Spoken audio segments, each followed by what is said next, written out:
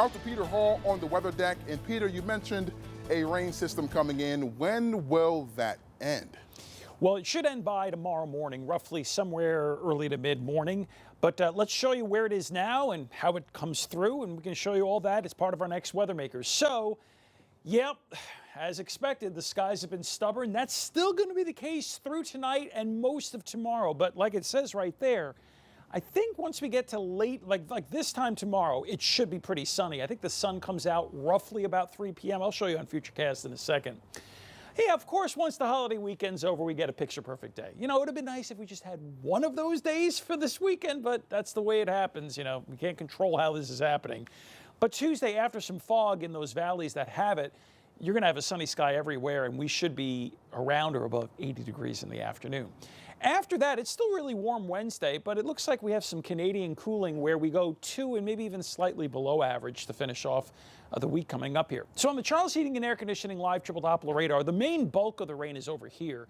There is a small cluster of showers that'll be heading next over Fairhaven and Oswego and towards Schuylkill and Baldwinsville, and this might even clip Syracuse in about an hour. It's not extreme, but the stuff over here is a little stronger and more consistent. So there's that quick shower, and then all of this rain, you can see it's moving in, and it's basically with us all night.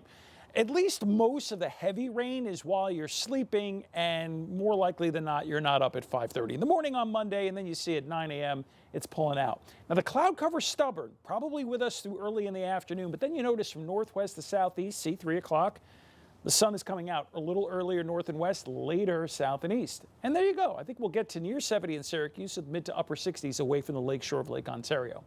As I've mentioned before, the only issue is near lakes and rivers and some deeper valleys that typically fog in. There'll probably be some fog on Tuesday. And then look at this.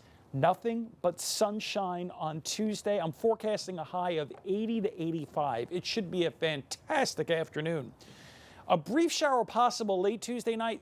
I think most of central New York is dry Wednesday. However, a pop-up shower possible in the North Country and southern tier Wednesday afternoon. Elsewhere, probably dry and still nice, 77.